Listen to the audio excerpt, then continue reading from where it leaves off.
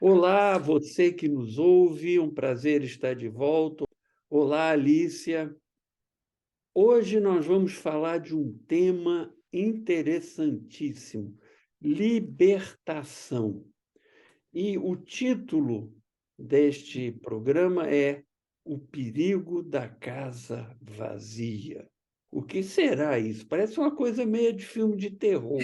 Fantasmagórico. O perigo da casa vazia. Alícia, dê o seu olá. Olá a todos vocês, bem-vindo aqui a mais um encontro nosso no desafio de ser cristão, né? Então, se você gostar, não esquece de dar um like, tá bom? E tem muita coisa boa nessa aula de hoje, nesse bate-papo de hoje. Ok. Antes de começar, solta a vinheta.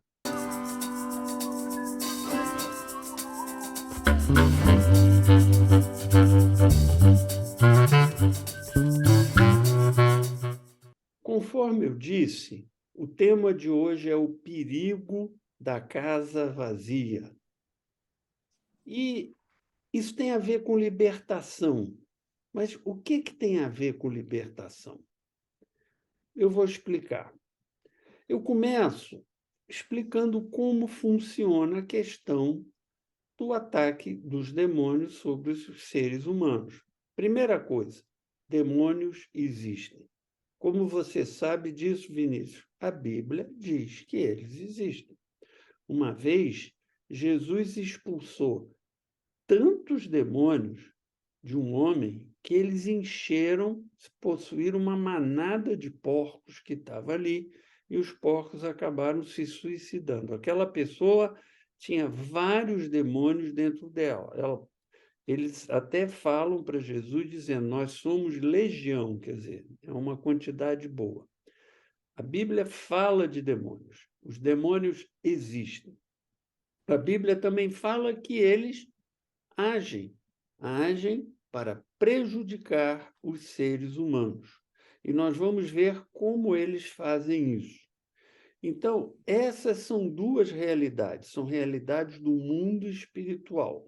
Os demônios são espíritos e eles agem no mundo material.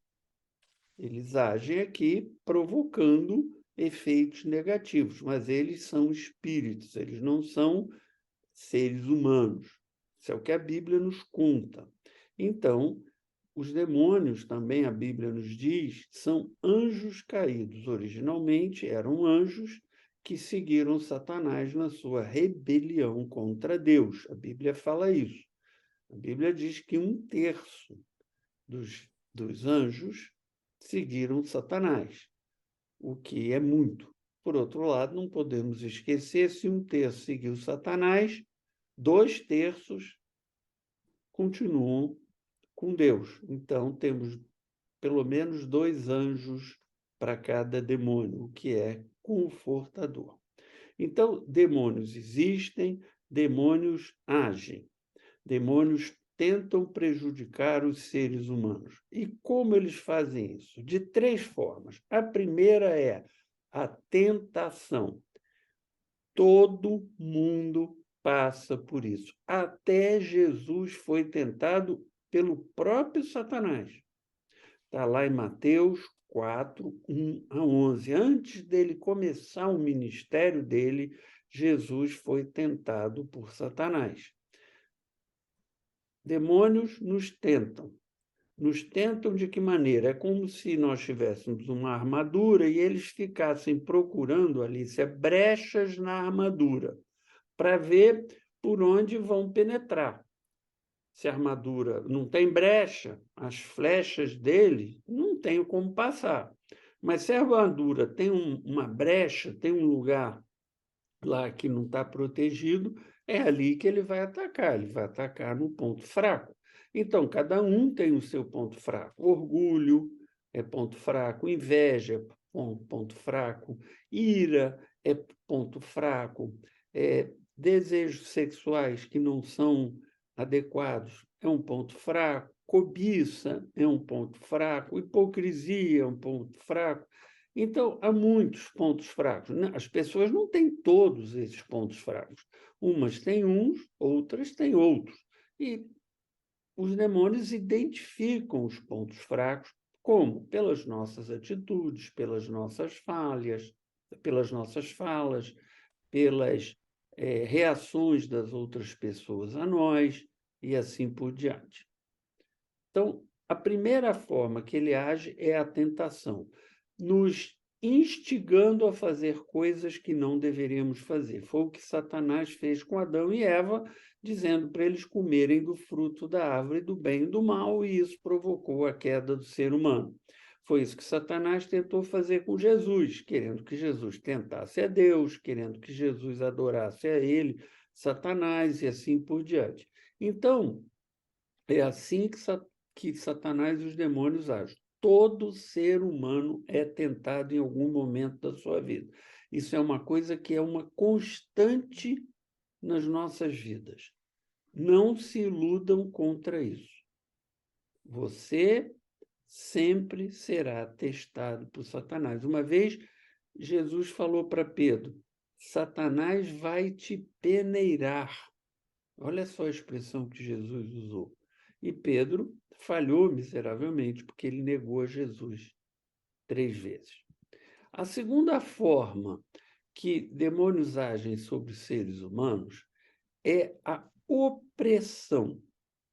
O nome oprimir já dá uma ideia bem do que se trata. Opressão é uma coisa pesada, ruim, sobre a vida do ser humano, né? Você tem, por exemplo, opressão no lado político, um governo dominador, um governo totalitário, um governo que não dá liberdades, ele oprime o povo, né? A gente tem várias histórias disso ao longo dos tempos. Hoje mesmo há vários governos que são assim, como Coreia do Norte, por exemplo. Então, isso é o conceito de oprimir. E opressão espiritual tem a ver com a ação de demônios para causar sentimentos, reações ruins e incontroláveis da pessoa. Por exemplo, a pessoa começa a ter ataques de raiva inexplicáveis. De repente, ela tem um ataque de raiva terrível. A pessoa tem medos sem sentido. Medo de tudo, medo de um monte de coisa, que não tem razão para ter medo. Estou falando quem tem medo de aranha ou tem medo de barata. Você pode dizer aranha e barata não é para ter medo, mas as pessoas têm medo, não gostam. Mas não é disso que eu estou falando. A pessoa começa a ter um medo que não sabe nem porquê, nem direito por que está com medo, mas tem. Outras têm ansiedade sem medida. Uma coisa, a pessoa vive num grau de ansiedade que ela não consegue relaxar nunca. E isso é muito ruim, porque acaba tendo um efeito físico, não é? A gente sabe que o mundo espiritual causa efeito no mundo físico. Então, são ações que os demônios fazem na vida da pessoa, fazendo com que ela passe a ter uma qualidade de vida muito ruim. E isso a gente encontra à torta e à direita. Se tentação todo mundo passa, 100% das pessoas passam por tentação, opressão muita gente passa. A gente cansa de ver pessoas, mesmo dentro de igrejas, com uma qualidade de vida muito abaixo do que deveriam e poderiam ter. E o terceiro nível de ação de demônios sobre a pessoa, isso eu estou falando um grau crescente de ação, né? A tentação é menos grave que a opressão, e agora a opressão é menos grave que a possessão. A possessão é quando o demônio toma conta, como no caso que eu citei, que Jesus expulsou vários demônios de uma pessoa que estava completamente dominada. Ela já não tinha vontade própria, ela já não agia como um ser humano normal. Essa pessoa vagava pelos cemitérios, não tinha mais casa. Era uma coisa horrível. A gente vê isso acontecer. E há diferentes graus de possessão. Há, por exemplo, possessões que são mais leves, que há momentos da vida da pessoa em que ela se deixa dominar pelo espírito. E quem age e fala por essa pessoa é o espírito, é o demônio. Há graus mais avançados de possessão em que isso começa a ficar uma coisa muito frequente, chega até no estágio esse que Jesus encontrou quando ele esteve com os gadarenos, né, uma cidade do outro lado do Mar da Galileia, e lá que ele encontrou esse homem com esse grau de possessão. Então, esse é um estágio final. A pessoa já não é praticamente mais um ser humano, no sentido que ela não tem mais vontade própria, capacidade de agir como um ser humano. Ela está totalmente dominada. Mas há estágios mais leves em que a pessoa tem momentos em que ela fica debaixo desta ação, mas não é uma coisa permanente. Então, essas são as três formas. E aí, Jesus falou, no caso da possessão, sobre uma coisa que se chama libertação. O que é libertação? A pessoa está possessa. Isso também você pode dizer, de alguma maneira, que a opressão também você pode passar por uma libertação. A pessoa está sendo atacada pelos demônios, eles estão tendo efeito na vida da pessoa e a pessoa precisa ser libertada. Como essa libertação se dá? Através da ação de alguém que tenha dom para isso, que o Espírito Santo deu a essa pessoa dom, essa pessoa vai lá, faz como Jesus fez, fala, manda o Espírito sair, manda o Espírito deixar de oprimir ou de possuir aquela pessoa. Há também a libertação por meio de muita oração, jejum. Há uma passagem na Bíblia que diz que determinados tipos de demônio requerem jejum e oração para que as pessoas sejam libertadas. Mas, normalmente, o nome de Jesus, quando alguém que está atuando fala no nome de Jesus e liberta no nome de Jesus, o nome de Jesus tem poder. E isso leva à libertação.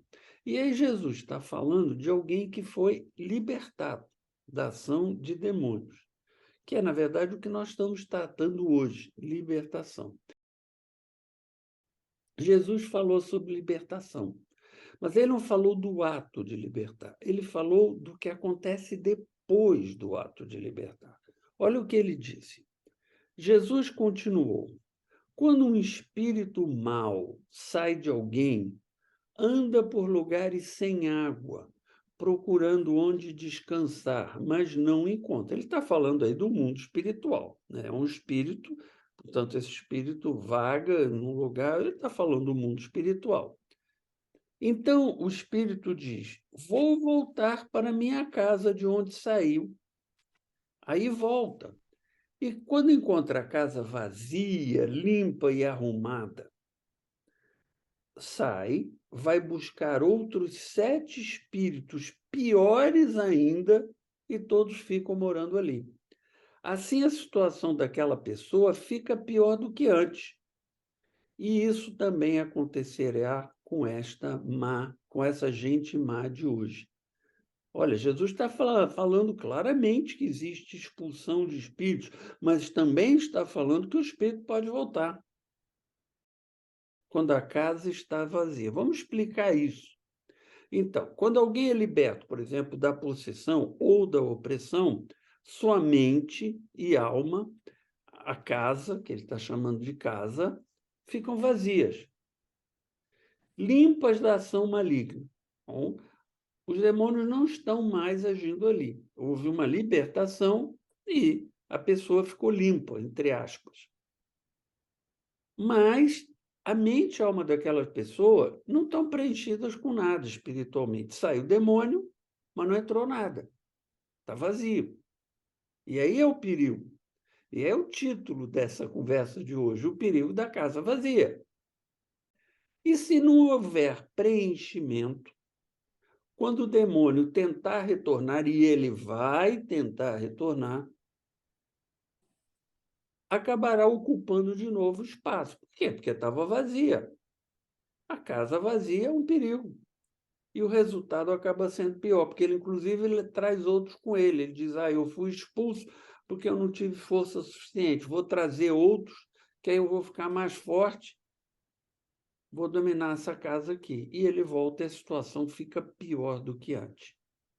Mas o que é que preenche a casa? O Espírito Santo.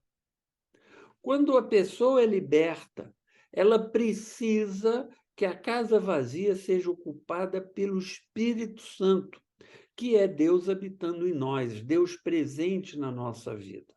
É isso que Jesus estava falando. Então, a pessoa é liberta, ela precisa se converter, aceitar Jesus como seu Salvador. Quando ela faz isso, o Espírito Santo vem para habitar nela e ela precisa de ser discipulada. Ela precisa entender as coisas do Evangelho.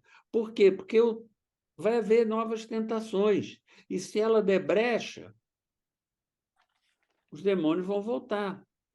Ela precisa preencher realmente a vida dela, de fato, com o Espírito Santo. A casa não pode ficar vazia. E isso, Alice, infelizmente, é uma coisa que acontece com muito comumente. As pessoas passam por processos de libertação, mas não se convertem, ou se convertem e não são discipuladas. E aí a coisa fica ruim.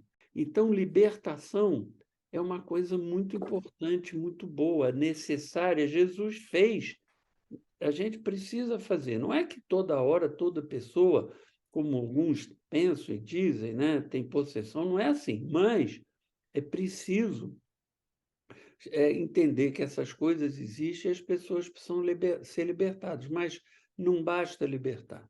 Libertar é o primeiro passo. A pessoa precisa preencher a casa. Alice, seus comentários. É.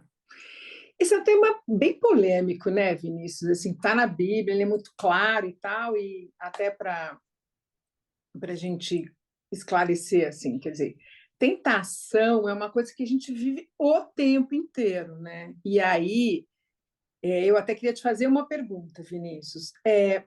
A gente, os processos de você ser oprimido ou até de você ter uma possessão, eles vêm muito a partir dessas brechas, né? Sem dúvida. Assim, essas brechas vão construindo isso. Quer dizer, você tem uma fragilidade mais emocional ou, às vezes, você mexe com coisas que você não deveria mexer.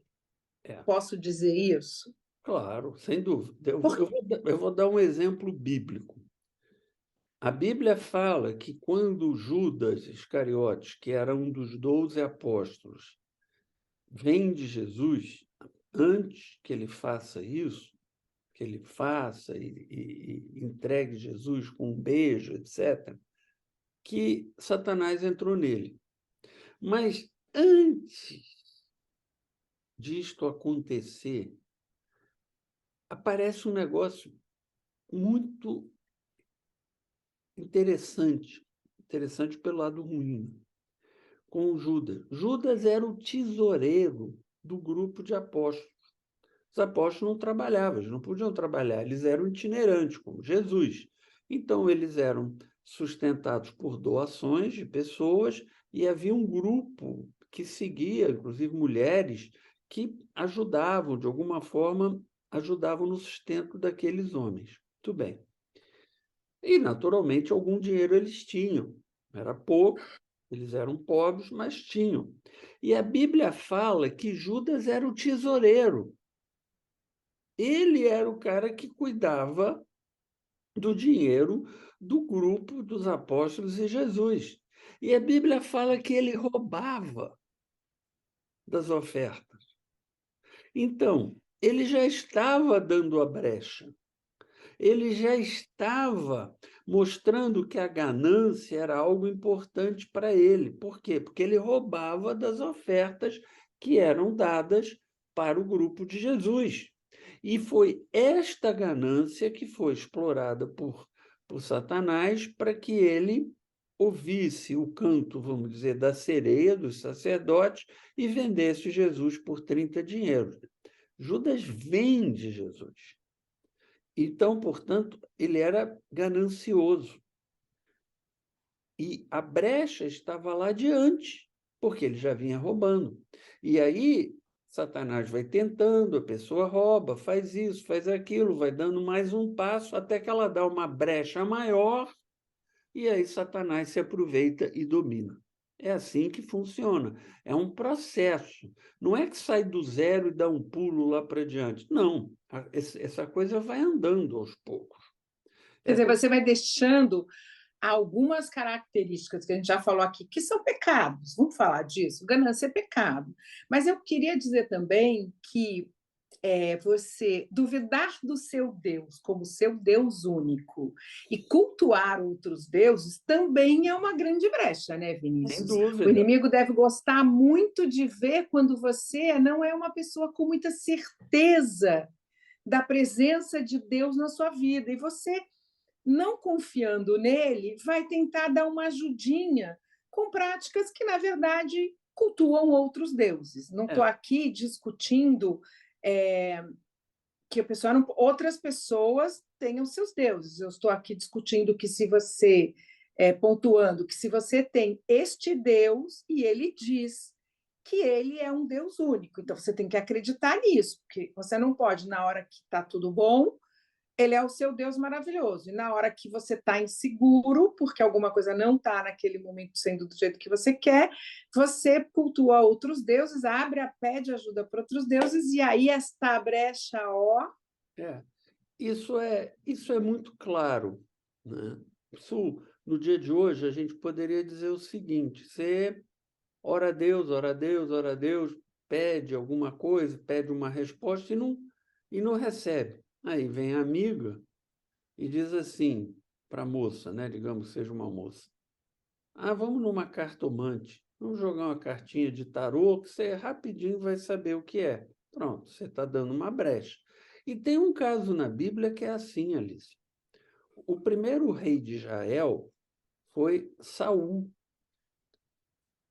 Até Saul, Israel era liderada por juízes, né? Que eram homens e mulheres escolhidos por Deus para liderar o povo. Começa com Moisés, depois segue uma série deles e o último foi Samuel.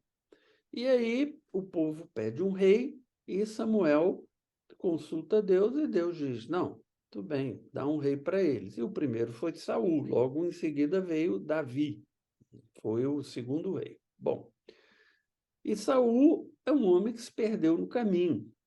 E, em dado momento, por conta de uma série de coisas que ele fez, ele, Saul, Deus deixou de falar com ele. Deus deixou de mandar mensagens, Deus deixou de orientá-lo. E ele, angustiado, aflito com aquilo, o que ele faz? Ele vai consultar uma médium e pede que seja orientado espiritualmente através de um ato mediúnico, né? de um espírito que baixaria, etc. O que era, já naquela época, era Contra. uma coisa proibida. E por causa disso, ele passa por uma punição.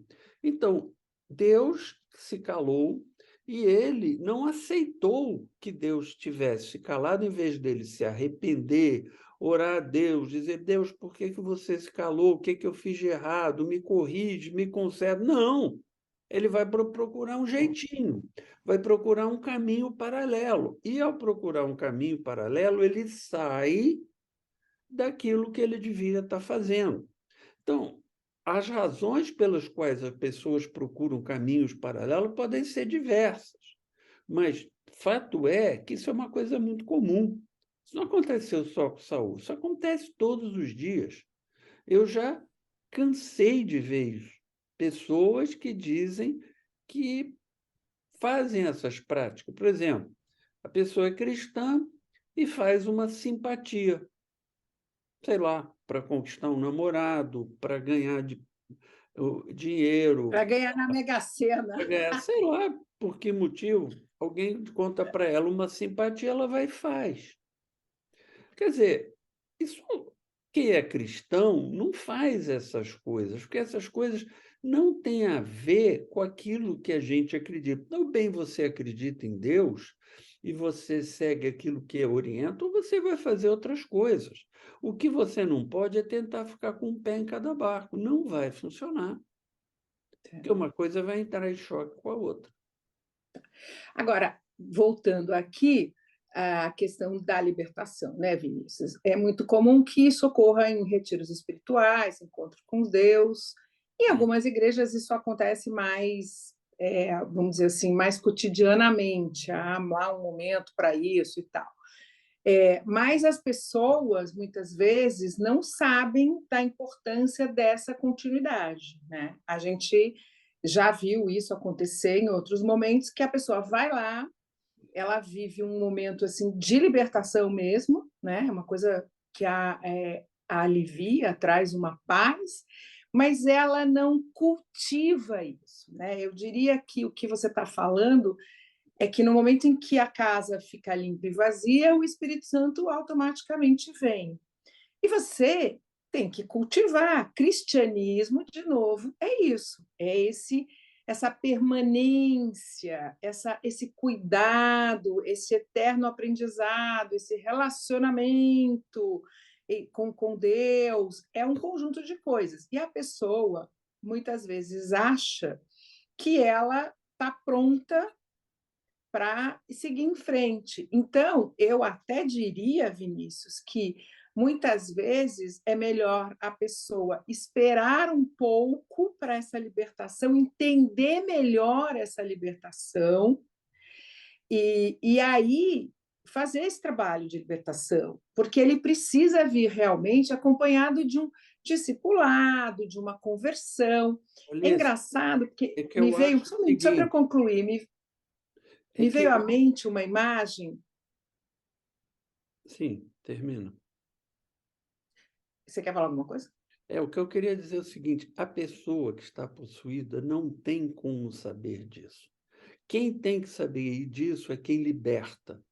Quem liberta tem que ter a noção que não basta ir lá orar e expulsar o demônio. É preciso que quem liberta oriente a pessoa que está sendo libertada a fazer as coisas necessárias. Porque a pessoa que está sendo libertada não é convertida.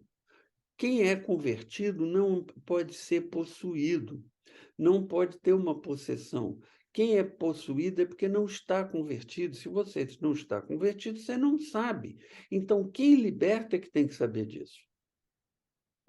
Então vamos pegar essa questão e vamos dar uma destrinchada nela, Vinícius. O que acontece normalmente é que quando você vai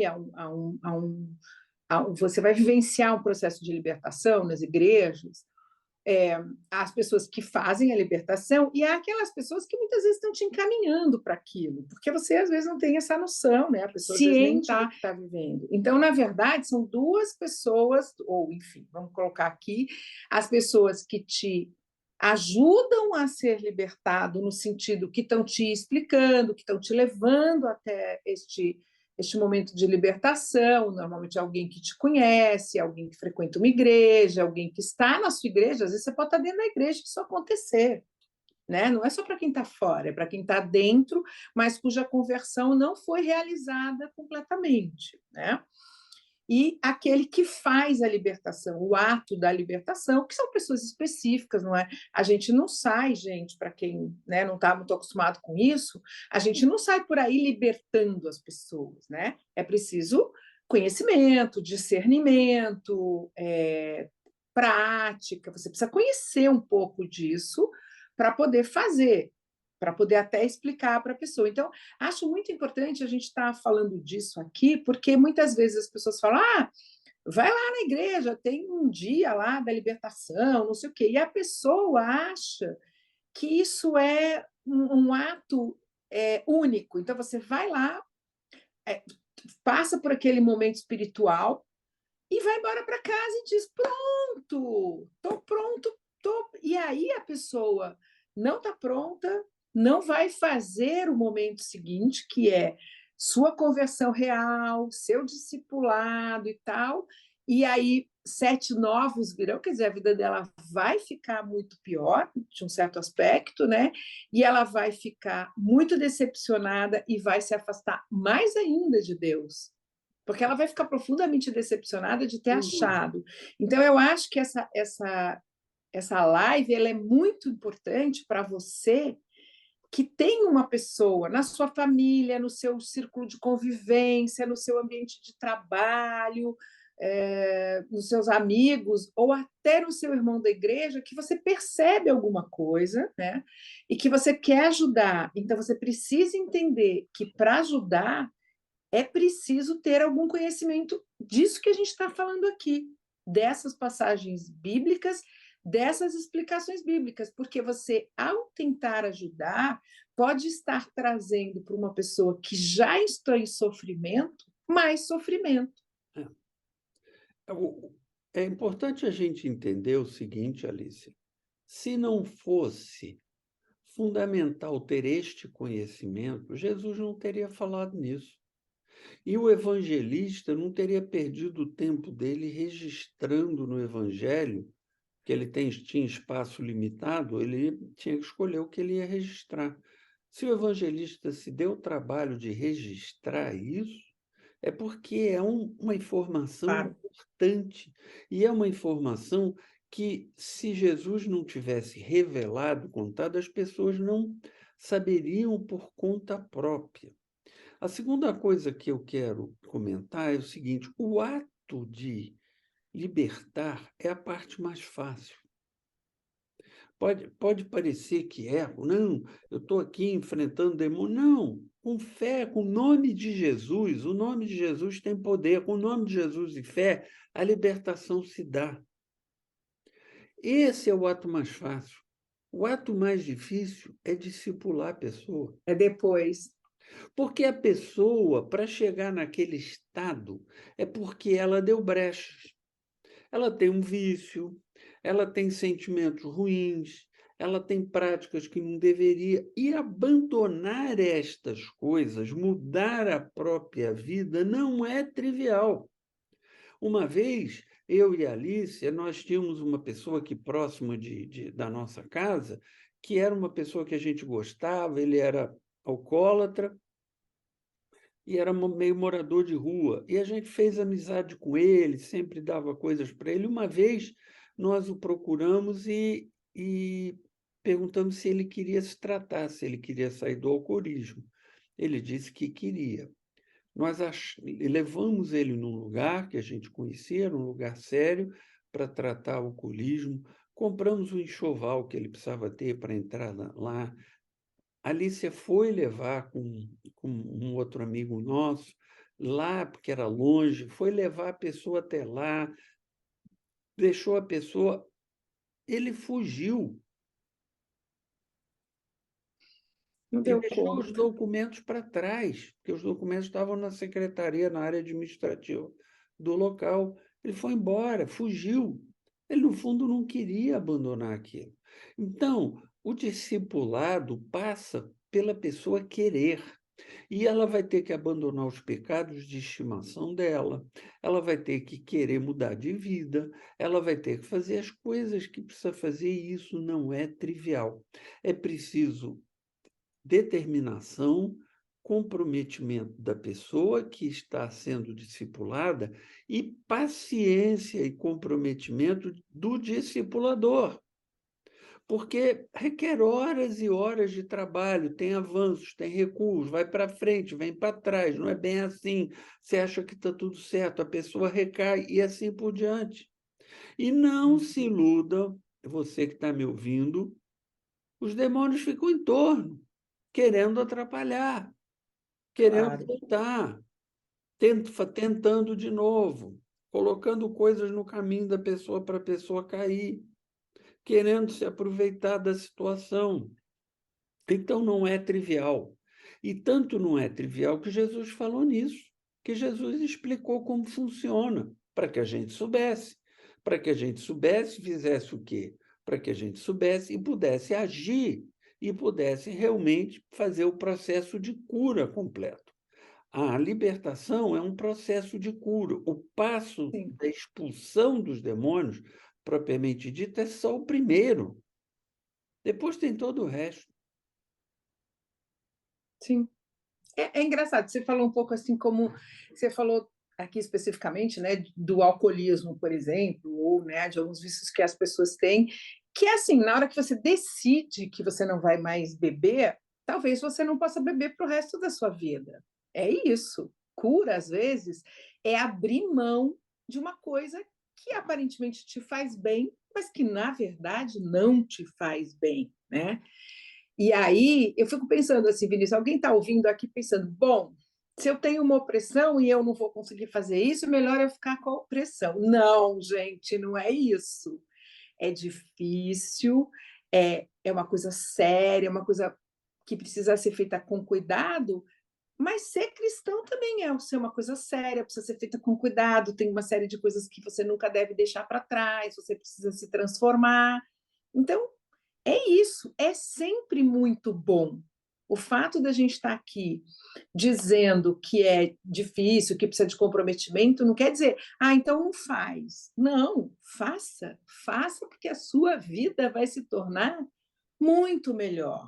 E você que quer ajudar alguém, invista nisso, participe, ajude, faça junto essa caminhada, né? Muitas vezes as pessoas que estão passando por isso, elas estão sendo ajudadas por alguém que as quer muito bem e quer que elas tenham uma vida melhor, espiritualmente estejam melhores e tal, não vivam as dificuldades. Não é fácil, gente. Imagina você viver o tempo inteiro oprimido, incomodado com coisas, entendeu? Sem uma liberdade espiritual que você merece. Então, a gente está só, vamos dizer aqui, agudizando essa dificuldade, falando dela, porque é muito importante entender o processo, E para na que as pessoas saída, não caiam numa coisa meio enganosa, assim, vou te Alice, libertar. é isso.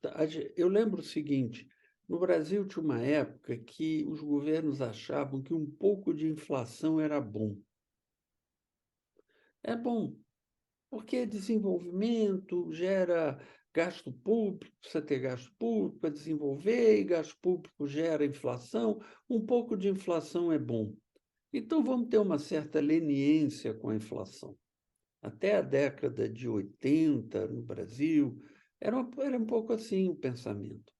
Só que inflação é uma coisa perniciosa. Inflação, você sabe como começa, não sabe como acaba. Sim, Aqui é a mesma coisa. Eu estou com uma opressão. Não está tão ruim assim. Toca. Vamos tocar. Porque se eu tentar me libertar, depois eu não consigo, vai ficar pior. Só que opressão, a gente sabe como começa, a gente não sabe como acaba. Você não sabe se a opressão no seu ente querido, na pessoa que você ama, vai se transformar numa possessão, porque essas coisas progridem. É como uma doença. Você não pode deixar ficar. Mesmo que pareça que é uma coisa que nesse momento está sob controle, você não pode correr esse risco, porque você não sabe como aquilo vai progredir. À medida que os demônios tiverem espaço na vida de alguém, eles vão ocupando mais e mais, vão ocupando mais e mais, e a situação da pessoa vai piorando. Não é que dá para ficar com uma opressão pequenininha controlada. É que nem inflação. Tem uma inflação pequenininha, eu controlo, vai ficar aqui pequenininho. Não, ela vai perdendo o controle. O controle vai eu acho que escapando. ela vai ficando também, Vinícius, extremamente fragilizada. Eu acho que Sim, uma pessoa oprimida, por exemplo, ela tudo fica muito difícil na vida dela, né? Ela tem momentos, né, momentos de muita depressão, de muita solidão, de muita isso. incompreensão. Então, assim, gente, viver liberto, viver com uma paz de espírito dentro de você, não quer dizer não ter problemas, não quer dizer que você não vai passar dificuldade. A gente já falou disso, a gente fala disso sempre aqui, né? Cristianismo não é mágica, não te livra de viver nesse mundo, não te livra das questões que fazem parte de ser humano, né? Algumas dificuldades fazem parte. Mas você pode ser uma pessoa liberta, você pode ser uma pessoa com uma paz interna, uma paz espiritual, né?